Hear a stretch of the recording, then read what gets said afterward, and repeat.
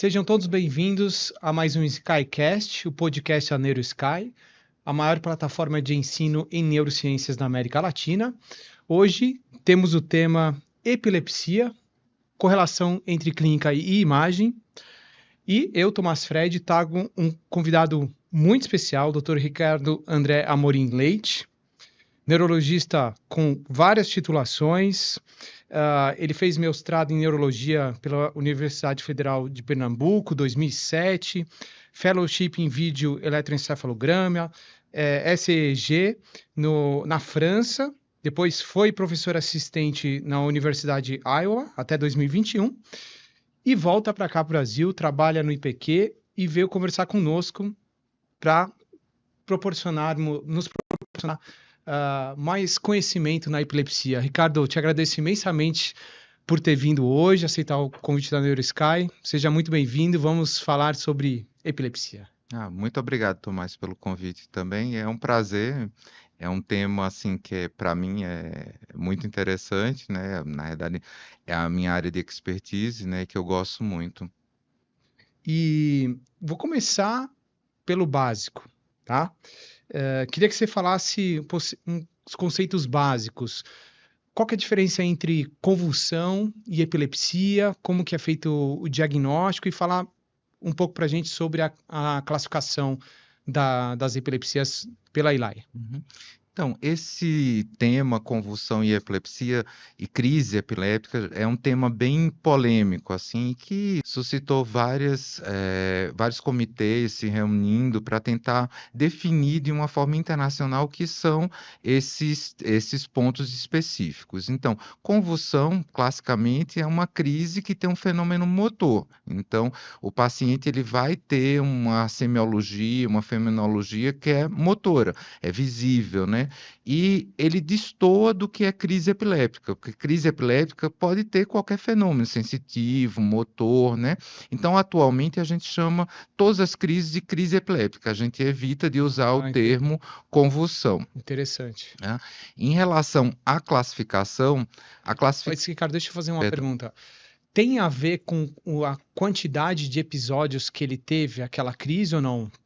Por exemplo, se o paciente teve apenas um episódio, ele teve uma convulsão, ou não? É mais essa questão motora mesmo. Então, perdão. Ou ele teve por exemplo, ele tem que ter mais de uma crise para ter uma síndrome epilética ou uma epilepsia. Existe isso ou não? Então, assim, a crise epiléptica, que atualmente é o que a gente usa o termo, a gente não usa mais a convulsão, o paciente ele pode ter uma crise única, né? Em relação à classificação da ELAI, ela mudou em 2016. Antes de 2016, o que era definido como epilepsia. Quem é que tinha epilepsia? Teria que ter duas ou mais crises não provocadas, né? Então, não poderia ter uma causa específica, aguda, relacionada com aquela crise naquele momento. Então, o paciente fez uma hipoglicemia e teve uma crise, a gente já não conta para uma epilepsia, né? O paciente teve uma neuroinfecção, uma meningite, uma encefalite, nesse período agudo ele teve uma crise, a gente não conta isso para uma epilepsia também. Tá. Então, a classificação, ela se relacionava com crises não provocadas. Então, não tinha um evento agudo relacionado com essas crises epilépticas, teria que se ter duas ou mais com intervalo maior que 24 horas. Então, indivíduos que tinham 2, 3, 4 crises no período de 24 horas, a gente conta como uma crise única, né? A gente não considera como mais crises. Óbvio que tem outro tema diferente, que é o estado mal epiléptico, né? Que aí a gente já considera de uma forma diferente. Mas para a classificação de epilepsia, ou duas ou mais crises com intervalo maior que 24 horas não provocadas, ou crises reflexas, são crises que são desencadeadas por um estímulo específico, tá?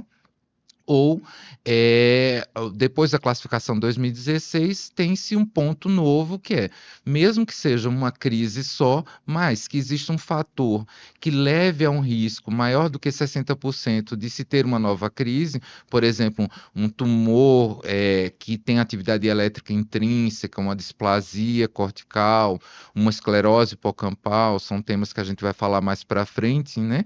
Isso, uma síndrome específica no padrão elétrico, no eletroencefalograma, eletrocefalograma, né? Isso tudo denota um risco, né, de novas crises. Então, a partir do momento de uma primeira crise com esse fator a mais, a gente também pode chamar de epilepsia. Certo, entendi. Muito obrigado.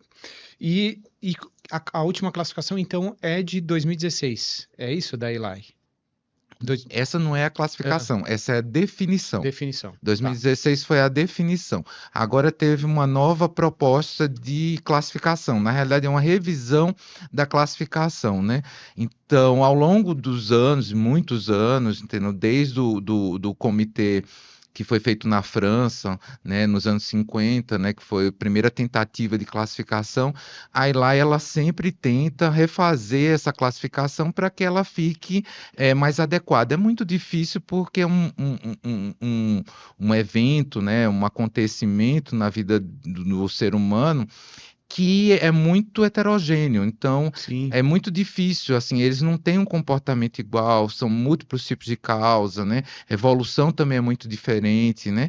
Então é difícil mesmo para ir lá e tentar encontrar uma classificação que seja definitiva, né? Interessante. Então, ao longo dos anos, se vai tentando fazer novas classificações. Já tivemos no passado classificações que eram muito complexas, mesmo para os epileptologistas, né?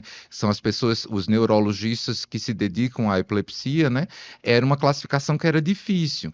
Nos anos em sequência, né? Seguintes, se tentou transformar essa classificação para que ela fique mais fácil, tanto para o epileptologista quanto para o neurologista geral, para o neurocirurgião, para o clínico, para o radiologista. Então, a classificação atualmente ela é bem básica, né? E ela é voltada muito para um diagnóstico que possa nortear um tratamento, né? Interessante, interessante. Só uma observação, ELAI é a sigla para Liga Internacional de Combate à Epilepsia, né? Para quem não soube. E aí, só fazendo um gancho, né? Como que é difícil, né? Que nem você falou, heterogêneo, essa questão da epilepsia, de entendê-las, né? Classificá-las. Lembro que o primeiro relato de epilepsia foi de Hipócrates. Foi ele, né? O pai da medicina. Ele fala de epilepsia e ele coloca que seria um distúrbio vindo do cérebro. Olha só como ele era genial, né? E aí passa o tempo e se evolui e falam que não. Aí volta, fala que era uma questão de humor, que aquilo fazia parte dos espíritos, etc., para depois voltar à ideia de Hipócrates, seria alguma alteração cerebral mesmo. E hoje já sabe que são descargas anômalas de impulsos elétricos, né? Muito interessante que só falo isso para mostrar quanto que é difícil, né? E eu imagino que o dia a dia de vocês seja exatamente isso, muito complexo e difícil de chegar, nortear ali, saber o que está lidando, né? Agora uma questão, uma curiosidade, né? Minha e acho que de outros que estão nos ouvindo. No dia a dia, por exemplo, você faz epilepsia, qual que é o tipo mais frequente de epilepsia? Você está lá no seu consultório, tem um paciente epiléptico aqui. Qual que é o tipo mais frequente? Você, na primeira consulta, já consegue identificar qual que é provável origem daquela epilepsia? Qual exame? Você já pede os mesmos exames para todos os pacientes? Você pede ressonância magnética, vídeo EEG para todo mundo? Como é que você faz como é que é feita essa abordagem? O diagnóstico em epilepsia ele é feito com uma tríade, né? Que é justamente a história clínica, que eu acho que é o ponto mais importante e que vai direcionar você até para o tipo de exame que você vai pedir, qual uma localização dentro de uma epilepsia focal, né? Isso tudo é muito direcionado pela história clínica, então ela tem que ser muito bem feita, né? Uhum. A partir da história clínica, você obrigatoriamente tem que pedir um eletroencefalograma ou um videoeletroencefalograma, né? Depende da sua disponibilidade, né? O que é que você tem à mão, né? Então, eu faço um videoeletroencefalograma facilmente aqui em São Paulo, né? De 24 horas, sem problema nenhum, e a gente tem uma taxa de diagnóstico altíssima, né? Mas tem muitos lugares no Brasil e mesmo no mundo que é muito difícil você ter um vídeo, né? Mas eles têm um eletro de rotina. Então, nesse caso, o que seria essencial seria o eletro de rotina, né? Bem feito, né? Por um profissional titulado pela SBNC, né? Que é a Sociedade Brasileira de Neurofisiologia Clínica, né? e um exame de imagem, né? O exame de imagem de escolha para as epilepsias é sempre a ressonância, tá? Tá. Tomografia a gente só pede em casos muito raros. Então, há um paciente que tem um marcapasso antigo que não pode fazer ressonância e não pode desligar de jeito nenhum. Tá. Paciente que tem uma válvula metálica também antiga, ou tem metal no corpo, em uma situação assim perigosa, nesse caso a gente faz. Ou a gente pode pedir a tomografia para complementar a ressonância, no caso de Sim, calcificações, sim. né? Casos Então, muito específicos. muito específicos. Tá. E em relação aos tipos mais comuns que você vê na prática, quais são, assim? Tem algum tipo que é mais prevalente, epilepsia, ou não? Assim, você atende mais... Tudo bem que você é uma referência no assunto, deve atender vários tipos, mas quais que são os mais frequentes? Então, assim, as epilepsias mais frequentes são as focais, né? Então, Certo. se formos olhar o grande número, né, Uhum. estatisticamente as epilepsias focais são mais frequentes do que as generalizadas, que hoje em dia chamamos de generalizadas genéticas. Antigamente a gente chamava de idiopática, porque a gente não tinha certeza, né? Com a evolução dos estudos genéticos, né, nós temos mais certeza que essas epilepsias elas têm um caráter genético, né? Então, as focais são mais frequentes e as generalizadas genéticas são menos frequentes. Ah, uma dúvida. Generalizada é aquela que perde a consciência? Não. Não? As focais também podem perder a consciência. Então, você tem um grupo Não. dentro das focais que tem crises que são desperceptivas, né, com perda de consciência, Certo. e você tem um grupo dentro das generalizadas que elas cursam com uma crise que a gente chama de ausência, tá? É, que realmente tem uma perda da consciência, que pode ser desde fugaz até prolongada, né? E é um grupo também que é bastante heterogêneo, né? Mas as duas podem ter. Isso é uma coisa que acontece de forma muito frequente, que é um erro Hum, muito frequente que acontece. O paciente chega no consultório, aí eu tenho uma crise de ausência. E quando você vai estudar o paciente, na realidade você vê que ele tem uma crise focal desperceptiva, né? Esse foi o termo que foi usado aqui no Brasil, né? Em Portugal é uma crise focal, mas não é uma ausência. Quando a gente fala que alguém tem uma epilepsia, uma crise tipo ausência, significa que tem uma perda de consciência e tem um padrão elétrico que sugere uma ausência, que é um padrão elétrico generalizado, tá? Com entendi. espícula onda, poliespícula onda, né? Então, são termos, são crises muito específicas. Tá, mas aí pedi um favor. Explica para os nossos imagenologistas, radiologistas que estão vendo, ouvindo o podcast agora, basicamente, qual que é a diferença entre uma crise focal e a generalizada? Então, isso também é um tema muito polêmico, que vai desde uma Ah, explicação simplória até uma explicação complexa, tá? simplória, simplória. Então, todas as epilepsias, na realidade, elas são focais, porque elas sempre começam num foco, Certo. tá? Num ponto Aham. específico, tá? As focais, elas ficam restritas a um circuito cerebral, Ótimo. tá? Enquanto que as generalizadas, existe uma difusão muito rápida para todo o cérebro, tá? E essas generalizadas, que elas podem ser genéticas ou elas podem ser secundárias a uma alteração estrutural, elas podem cursar com perda de consciência, podem cursar com tônico clônica, mas o ponto inicial é igual. Certo. Focal vai ficar no circuito, generalizada vai Vai tomar dispersar para o cérebro. o encéfalo inteiro. Ótimo, obrigado. Ficou claro. Ficou Uhum. claro para o radiologista. É, aí, antes de entrar na questão da imagem, você falou de ausência, né? Os pacientes com ausência, é fato que eles têm menos chance de ter alteração nos exames de imagem? Ah, E das frequentemente são normais os exames dos pacientes com ausência, obviamente se não for paciente sindrômico. Então, assim, depende da ausência, né? Então a Tá, gente tem vários tipos de ausência. Então certo. você tem uma ausência típica, né? E as ausências típicas, normalmente os exames de imagem são normais, né? É, já tive paciente que teve dois tipos de epilepsia. Dividimos o mesmo paciente, né? Uhum, Anteriormente, um paciente que tinha um tumor neural, glioneural, né? E certo. tinha também uma epilepsia tipo Givons, né? Que é uma ausência com mioclonia palpebral. tá? Ah, Mas é um caso raro, né? entendi. Agora, a ausência dele não vinha desse tumor, vem dessa tendência genética. A mãe tem epilepsia também, né? Interessante. Então, assim, tem uma história familiar, né? Então, quando a gente fala de ausências, é um grupo muito heterogêneo, Sim. né?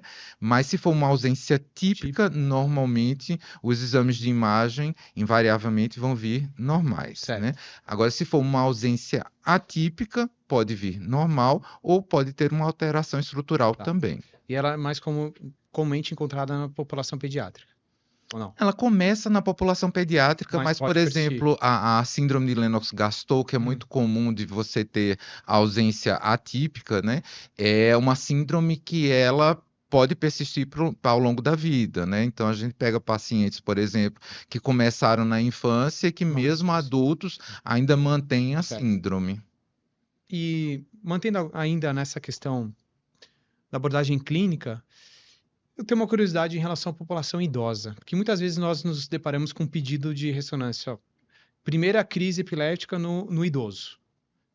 Você faz alguma abordagem diferente em relação a esse paciente ou não? Tem alguma curiosidade em relação a essa população?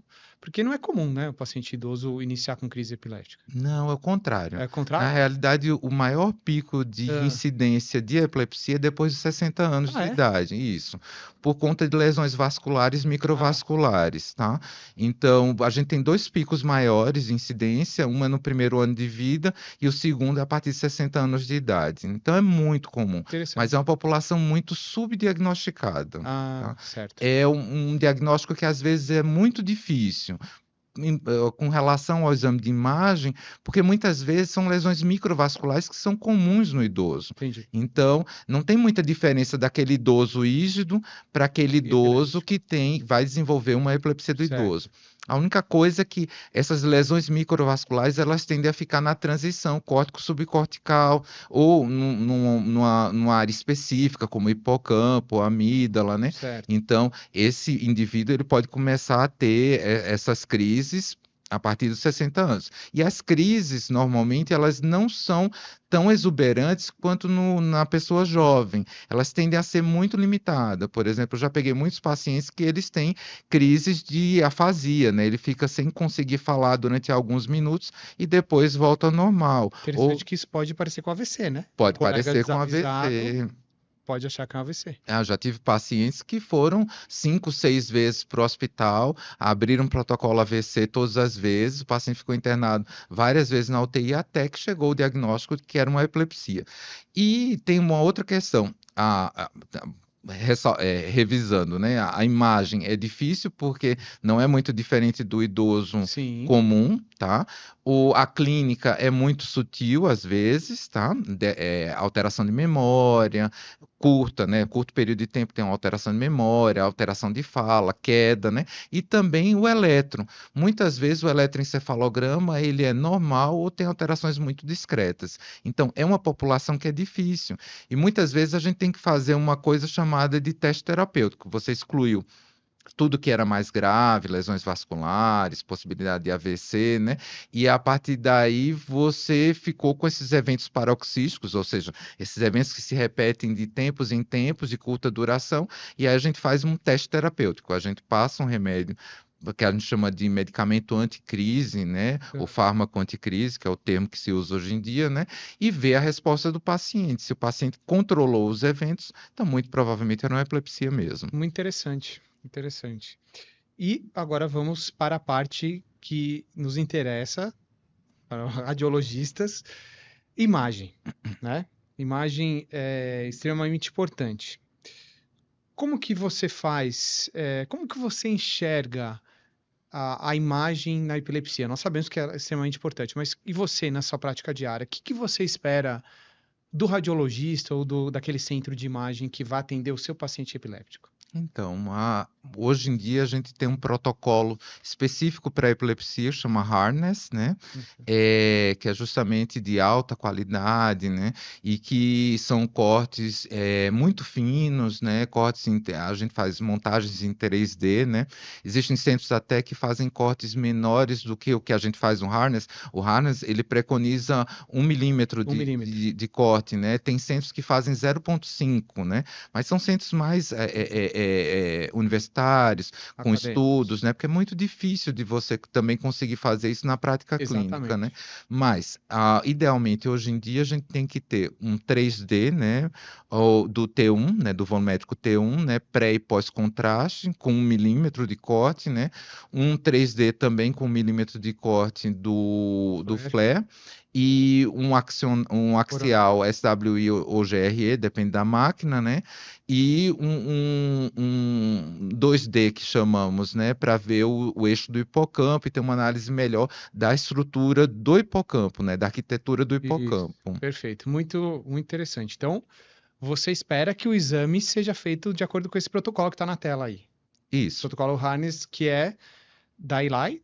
É um protocolo que foi publicado no artigo, Isso. é um grupo da ELI, uma task force, né, um grupo de estudo, né, que publicou isso, né, e que ajuda justamente a aumentar a sensibilidade, a Ah, aumentar a acurácia desse exame no diagnóstico das isso, epilepsias. de alguma lesão epileptogênica, que Isso, justificasse aquela crise. Então, está na tela, o que o Ricardo falou, né? A tabela do artigo mostrando as sequências com alta resolução, tem que ter pelo menos essas 3D, e eles colocam aqui, eu já vou mostrar para vocês, mas eles colocam que 3 tesa é melhor que 1,5.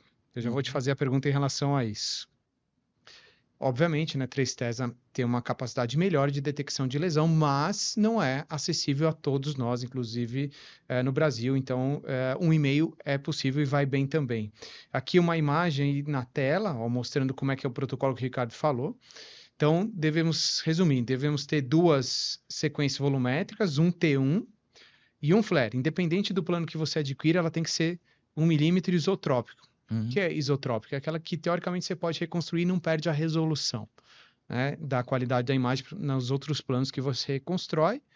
O coronal T2, 2D, angulados hipocampos, tá? Esses três são obrigatórios e depois as opcionais SWI pós-contraste, tá? No nosso serviço a gente costuma fazer já há muito tempo esse protocolo da ELI, mas nós nos deparamos ainda com locais que não tem isso aqui na prática diária, por isso que eu acho que é importante a gente colocar, relatar, tá, a referência para quem quiser começar a implementar isso na prática diária, tá? Aí já entro na questão do o e-mail para 3 Tesla. Vou perguntar para você, eu acho, porque tem gente que já me perguntou isso anteriormente. Você vê na sua prática diária, depois eu vou te dar a minha opinião, essa questão da diferença entre 3 para 1,5, você vê que realmente o 3 é melhor? Já teve caso em que o paciente fez exame de 1,5 Tesla, não viu lesão, e aí repete no do 3 Tesla e capta a lesão? Como é que você vê isso no seu dia a dia? Que o Ricardo ele é muito especialista, ele sabe ver muito bem os exames de imagem. Então, como você bem falou anteriormente, é muito difícil você conseguir 3 Tesla, né? Mesmo aqui na cidade de São Paulo, não são todos os lugares que Sim, tem, né? Não são todos os centros. Tem que ter um investimento muito grande do hospital, né? Ou do serviço, para poder ter uma máquina dessa, que é uma máquina direcionada quase que só para cérebro, né? Então, o que é que acontece? O 3 Tesla, ele é melhor para você ver displasias, tá? Então, para displasia, o displasia cortical focal, né? Ele tem uma acurácia que é bem maior do que a de 1,5, tá? Mas não quer dizer que você não vá conseguir ver com 1,5. perfeito. Tá? Então, na prática clínica, a gente acaba pedindo muito 1,5, quando é possível, a gente pede o 3, né? Mas se não tem o 3, a gente não sofre, vai fazer 1,5. Então, ele também é bom para a esclerose hipocampal, mas não são todas as escleroses hipocampais. Então, uma esclerose hipocampal clássica, com hipersinal, com atrofia de hipocampo. Isso aí você consegue ver tranquilamente com 1,5 Tesla, né? O que é que o 3 Tesla vai trazer para uma esclerose hipocampal? Aquelas que são sutis. Perfeito. Aquelas que você tem algum defeito só na arquitetura, aquelas que você tem uma atrofia que é de cauda, por exemplo, que é mais difícil você ver, tá? Então, às vezes, 1,5 bem feito vai dar muito mais diagnóstico do que um 3 mal feito. Então, o que as pessoas também não entendem é a diferença da ressonância. O público leigo acha que ressonância é tudo igual. Exato. E vai mudar de acordo com o protocolo que você vai usar, né? As sequências que você vai usar, que são diferentes para cada doença. Então, você tem um protocolo para epilepsia, que é o harness, né? Você tem protocolo para tumores, você tem protocolo para várias outras Sim. doenças. Não, isso que você está falando é muito importante. Eu sempre falo isso, principalmente para o público leigo, eu repito isso sempre. Eu gosto de usar uma comparação. Na minha opinião, ressonância é igual o carro de Fórmula 1. Não adianta você ter o melhor carro se você não tiver um piloto que saiba tirar aquilo do melhor carro. Então, não é porque o paciente vai deitar na máquina de 3 Tesla que ele vai sair com o diagnóstico. Não, não vai. Ele depende do protocolo ser feito de uma maneira adequada, com a imagem de qualidade adequada, e vai depender também do radiologista que está avaliando. Então, tem muitos fatores por trás para o paciente deitar e sair da máquina no diagnóstico. E o campo de força da máquina 1,5, 3 importa? Importa, mas tem outras coisas que importam mais. Tá? Isso é muito importante. Aqui eu coloquei na tela para vocês uma tabela das principais etiologias. Coloquei porque o Ricardo mencionou discrose mesial temporal e displasia cortical focal, que são, teoricamente, uma das mais frequentes, né, lesões epileptogênicas que o radiologista se depara na prática diária, tá? E em relação à ressonância, vou manter aqui o foco na imagem, os artigos mais recentes de revisão de literatura de avaliação por imagem de epilepsia colocam que a acurácia da ressonância magnética ali beira ali 70%, 80%, ou seja, a ressonância magnética consegue identificar lesões focais com uma acurácia relativamente boa. Você vê isso na sua prática? Como é que funciona? Depende do centro, né? Depende Entendi. do centro. Eu acho que, assim, nós já pegamos, eu e você juntos, assim, pacientes meus que eu mandei para você para fazer ressonância, pacientes já tinha feito 5, 7, 10 ressonâncias, todas laudadas normais. E aí a gente fez protocolo Harness, fez de uma forma mais voltada para a epilepsia, a gente conseguiu diagnóstico em pacientes que não tinham diagnóstico nenhum anteriormente, né? Às vezes o eletroencefalograma, o vídeo EEG, ele consegue também direcionar numa epilepsia Isso. focal, né? Então, como nós temos uma relação profissional muito próxima, então fica mais fácil de eu mandar para você e dizer, Tomás, eu acho que é uma epilepsia que vem da ínsula ou do hipocampo, ou é uma frontal, às vezes dá para lateralizar pela história clínica, pelo eletro, né? Isso. Então a ressonância fica mais fácil para o radiologista pegar essa ressonância e focalizar mais naquela região. Exatamente. Isso é uma das pontos, acho que talvez mais importantes de hoje aqui, a gente manter, deixar claro para todos que estão nos ouvindo, principalmente o pessoal da clínica, pessoal mais novo que está estudando, cursando ainda, que é extremamente importante colocar a hipótese diagnóstica e uma história relativamente detalhada nos pacientes com epilepsia, porque você direciona o colega radiologista a fazer uma imagem focada naquela região. Então, isso acontece muito. Então, suspeita de lesão focal no lobo frontal direito. Uhum. Se o radiologista lê aquilo no pedido, ele vai fazer, além do protocolo da ELI, os cortes finos milimétricos, volumétricos, pode fazer cortes finos também 2D focado naquela região que aumenta a acurácia diagnóstica. Tá? Muitas vezes, as sequências volumétricas, isso pouca gente sabe, a sequência volumétrica ela não substitui a sequência 2D.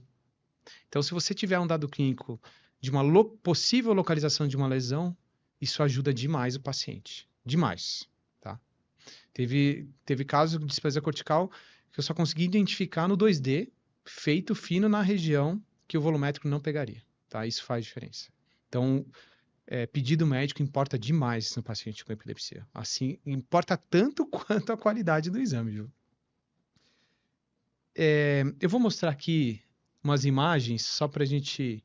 Depois eu vou fazer uma pergunta em relação à esclerose hipocampal. Esse aqui é um exemplo de um exame feito no aparelho de 1,5 Tesla. Diagnóstico de esclerose hipocampal à esquerda. Então, o hipocampo esquerdo aqui, coronal angulado, estira angulado dos hipocampos. Tem uma T2, 2D angulados dos hipocampos. Hipocampo reduzido de volume com alto sinal. Isso aqui foi feito até um flare também, é uma coronal flare, mostrando o alto sinal em flare. Então, um hipocampo com volume reduzido e alto sinal, hipersinal, alteração de sinal, esclerose hipocampal, né? Isso é feito diagnóstico, correlação clínica, tá? Aparelho de 1,5, então, que nem o Ricardo falou, isso é possível ser diagnosticado num aparelho com 1,5. Aqui são dois exemplos recentes de esclerose hipocampal em aparelho de 3 Tesla. São casos bem menos sutis que vai naquilo que você comentou, né, Ricardo? Você tem caso que aquela esclerose hipocampal que não é muito evidente, aí o 3 Tesla vai fazer diferença, tá? Então, esses foram casos que vieram com exames normais de fora, né? E nós conseguimos identificar aqui, ó, esquerdo. Separei os dois do lado esquerdo aqui, ó, hipocampo reduzido e com alto sinal em T2. De novo aqui, hipocampo reduzido com alto sinal. Repare aqui que a gente consegue até manter essa delimitação das estruturas da arquitetura interna. Isso aqui é o 3 Tesla que dá essa arquitetura, essa anatomia interna. Aqui está com alto sinal, redução de volume, então o 3 Tesla faz diferença nesse caso, que nem o Ricardo falou. Tá? Então isso é muito importante. Aqui mostrando um outro caso também, 3 Tesla, sutil, tá? Hipocampo esquerdo normal, hipocampo direito tem um alto sinal só na porção central do hipocampo. Anatomia, isso aqui é o 3 Tesla que dá, né? Essa anatomia da arquitetura interna. Redução de volume, alto sinal, e aí eu consigo direcionar giro denteado, corno de Amon 4, né? E eu já engato uma pergunta para você. Teve 2024, saiu uma publicação na JNR, que é a revista de maior impacto de neuroradiologia, mostrando a correlação da imagem, 3 Tesla, com esclerose hipocampal. Então, teoricamente, na imagem a gente conseguiria definir, classificar o tipo de esclerose hipocampal com base na alteração. Então, nesse caso, né, o laudo saiu com a classificação. Importa isso para vocês, saber o tipo de esclerose hipocampal? Faz alguma diferença o radiologista colocar isso no laudo? Na prática clínica, Não? não, Tá, né? Pelo menos até hoje, né? Então, tudo é uma certo, evolução, né? tá. Vai que num futuro próximo existe um estudo entre os diferentes subtipos de evolução, né? Para ver se tem uma diferença. Mas em teoria, não, né? Entendi. Então, a questão da esclerose hipocampal é que é uma patologia que é a patologia cirúrgica uma das de melhor resultado cirúrgico, né? E a mais estudada, lobo temporal, durante anos, né? Até hoje, eu acabei de ver um artigo hoje que saiu na Epilepsia, que é a revista da Eli, né? A Eli, ela tem uma revista própria só Sim. sobre epilepsia, né? Que é muito Muito boa, muito conceituada, boa. muitos anos, né? E mostrando justamente essa população, né? Então, o que é que a gente sabe hoje em dia? Que a esclerose hipocampal ela surge por conta de um evento na vida daquele indivíduo. Se questiona que possa ser uma infecção viral, né? No passado se achava muito que tinha uma associação com um vírus da família herpes, chama o herpes vírus tipo 6, tá? Mas nós temos outros pacientes com esclerose hipocampal secundária, por exemplo. O paciente tem uma displasia ou tem uma malformação em outra região e com a evolução das crises ele acaba Sim, desenvolvendo uma esclerose hipocampal que não existia anteriormente, né? Então a gente consegue ver exames anteriores à esclerose hipocampal e no sim, processo evolutivo, que isso é uma coisa muito importante, né? Meus pacientes com epilepsia, todos eles fazem uma ressonância uma vez por ano, tá? É importante você acompanhar a evolução do seu certo. paciente para você também não ter surpresas agradáveis no futuro, né? Uma esclerose hipocampal que desenvolveu posteriormente, o paciente tinha uma lesão tipo que parece ser uma esclerose hipocampal na ressonância e depois quando se faz o controle evolutivo se vê que, por exemplo, era um tumor, Sim, que tinha uma exatamente. característica que não era muito típica, tá? Uma displasia, então às vezes são casos mais raros, mas podem acontecer. Isso que você está falando é o dual pathology, né? O dual pathology É exatamente ter duas patologias naquele momento, tá? Então, você pode começar com uma patologia só, uma displasia, uma malformação, um Sim. tumor ou alguma outra coisa. Essa epilepsia não controlar, ficar tendo crises frequentemente, e no futuro virar um dual pathology, Isso. com uma displasia mais uma esclerose hipocampal, um tumor mais uma esclerose hipocampal. Então, são coisas que podem acontecer no futuro. Tá. E interessante, você falou do herpes 6, eu não sabia disso. Então tem algumas infecções que podem levar à esclerose hipocampal, né? Tem. O herpes vírus 6, ele até hoje, né, ele é considerado um dos vilões, né, porque é uma infecção que é muito típica da infância, normalmente não causa muitos sintomas, né, Interessante. que é a da Rosella subtum, né, e estudos que foram feitos em cirurgia, né, o hipocampo que foi ressecado na cirurgia de epilepsia, se fez uma patologia específica, uma histopatologia específica lá, foi estudar justamente o vírus, né? E se encontrou traços desse vírus no hipocampo, né? Interessante. Obrigado.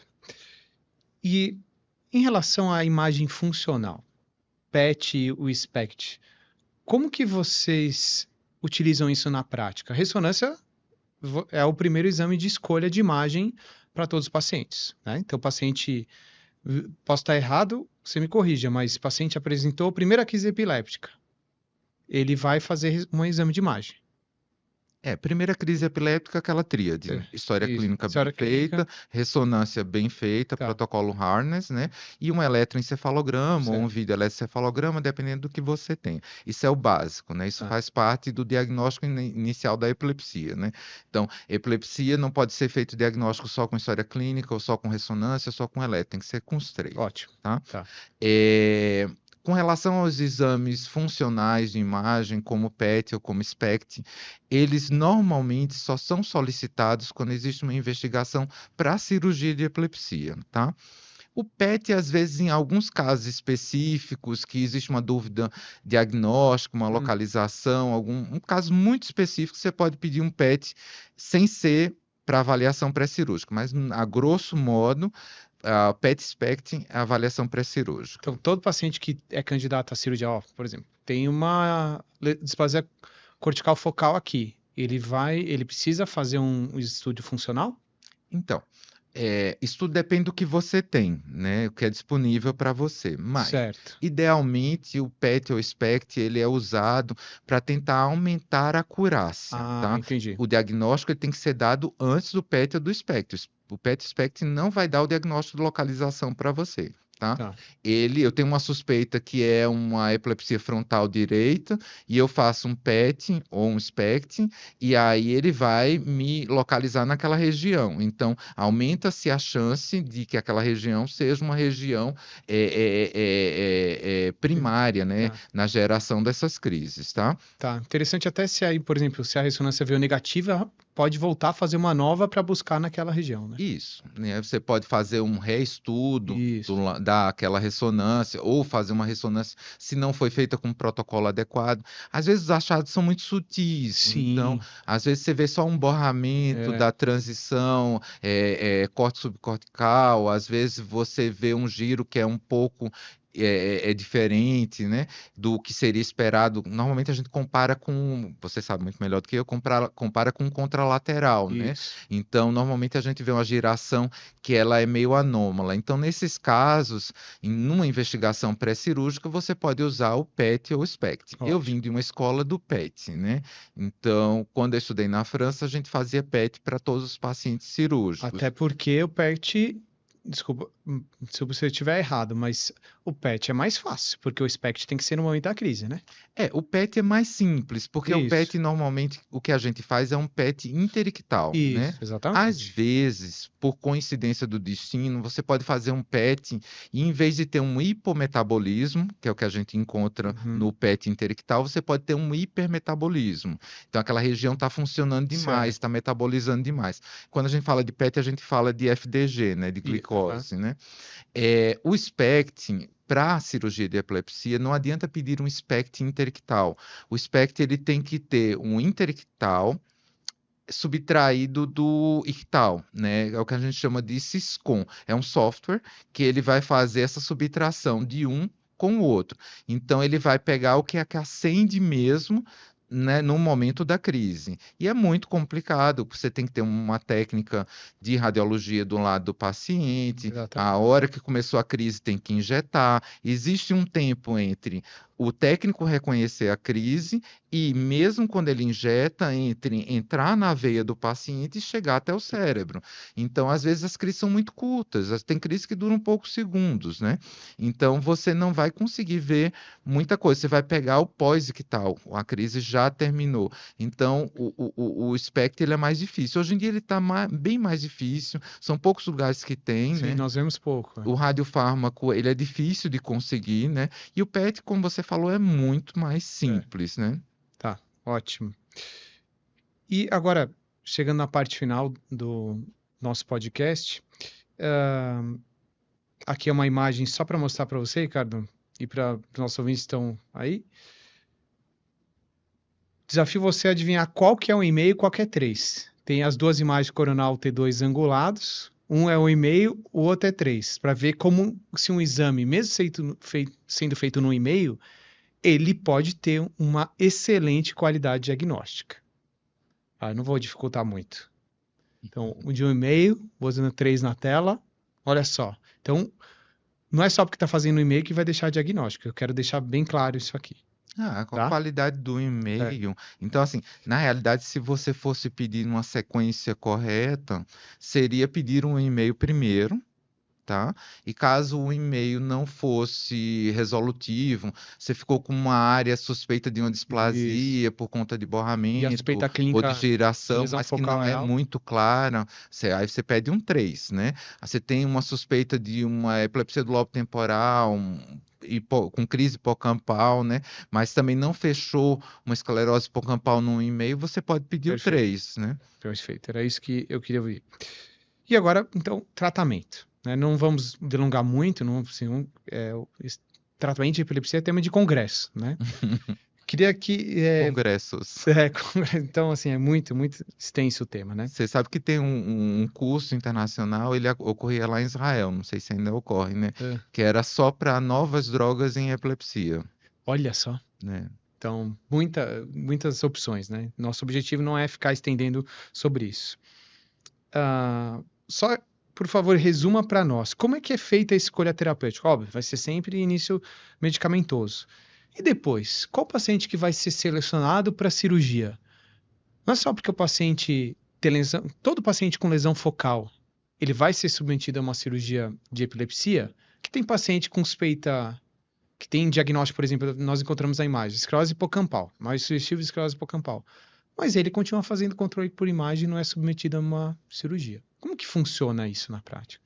Então, nós sabemos que quando a gente fala de epilepsia, o grande grupo é epilepsia, a gente sabe que 60, 65% desses pacientes vão responder bem com medicação e que essa outra parte não vai responder, e são os pacientes que teriam uma indicação de avaliação pré-cirúrgica, né? Mas esse é o grande grupo. Então, Tá, quando a gente parte para um grupo específico, por exemplo, paciente que tem uma esclerose hipocampal, a chance dele não controlar com medicamento chega em torno até de 80%, tá?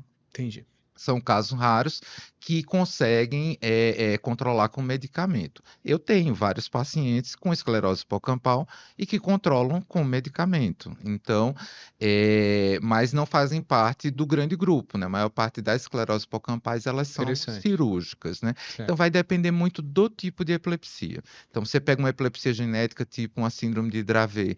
Então, são pacientes que são farmacorresistentes na quase totalidade, né? Então, vai depender muito da causa daquela epilepsia. Esse é Certo. um ponto que eu sempre falo. A partir do momento que você tem um diagnóstico bem feito, o seu tratamento ele vai ser o melhor possível, tá? Certo. Quando você não tem um diagnóstico bem feito, você não sabe a causa, aí fica mais difícil até de saber, predizer quais são as chances que você tem com relação ao seu paciente. Certo.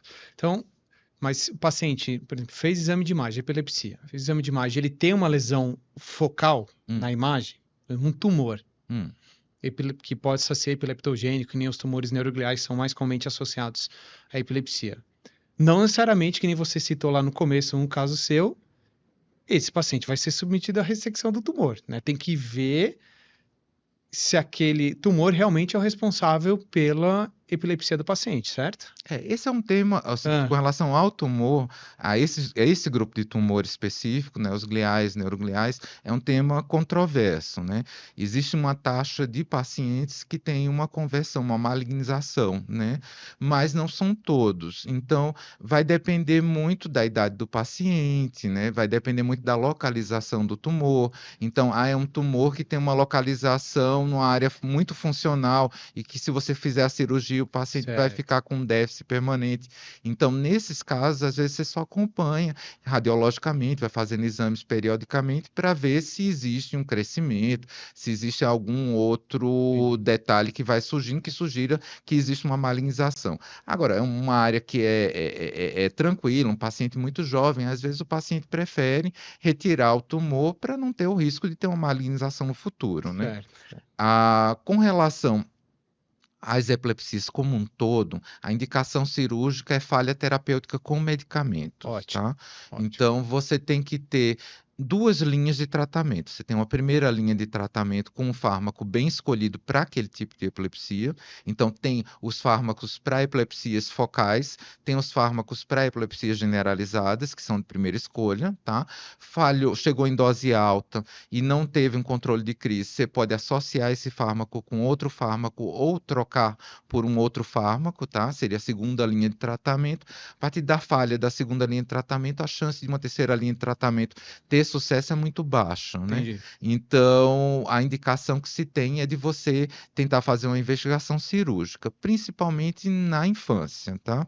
Então, quando a gente fala na infância, existe um aspecto muito importante, que é a maturação, o amadurecimento desse cérebro, a formação desse indivíduo, a relação desse cérebro, como é que ele vai evoluir, né? Então, uma epilepsia, principalmente quando ela ocorre muito precocemente na vida, quanto mais rápido ela for controlada, ou com medicamento, ou se for indicação cirúrgica, o desenvolvimento dessa criança vai ser muito melhor Com do que se não certeza. for feita a Sim. cirurgia, tá?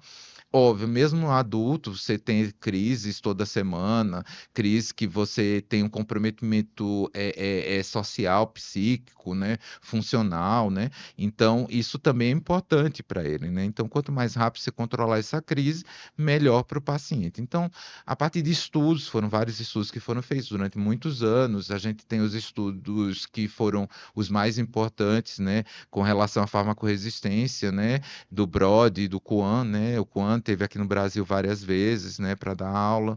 Então, se viu que a partir de uma terceira linha a chance de controlar com Entendi. medicamento é muito baixa. Então, a mensagem não é só porque o paciente tem uma lesão focal que ele vai ser submetido a uma cirurgia, né? Não, depende da Tem lesão, que ser depende da otimizado o localização. tratamento.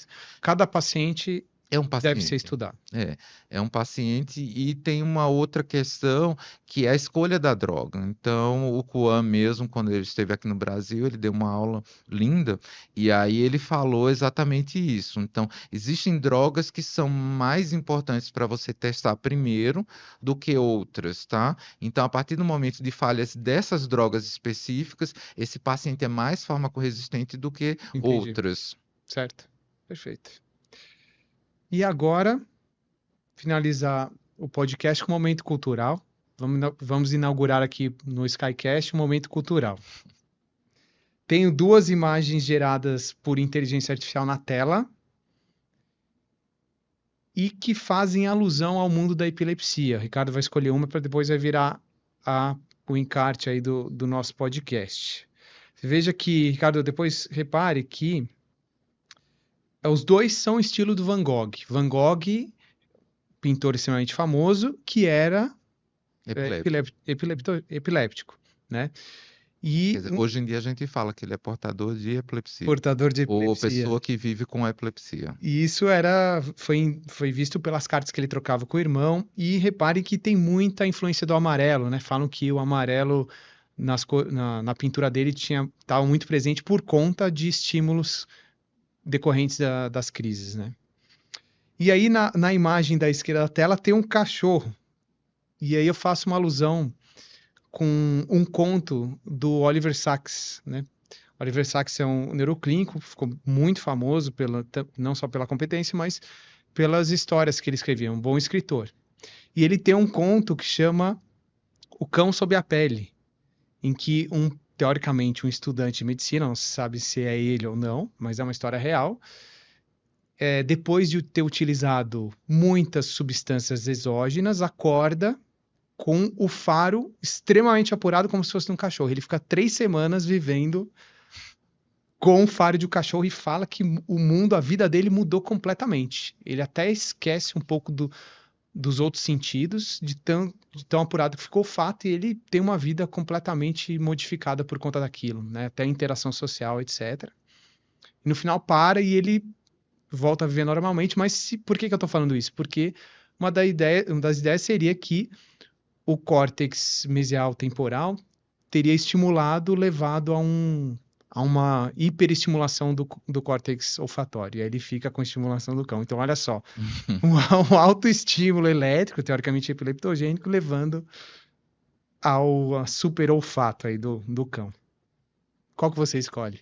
Eu escolho a do cérebro. A do cérebro, você É, gostou mais? eu gostei mais da do cérebro. Então tá. Eu acho que é o nosso tema, né, principal e é o meu produto de trabalho, vamos dizer assim, né? Eu achei mais interessante.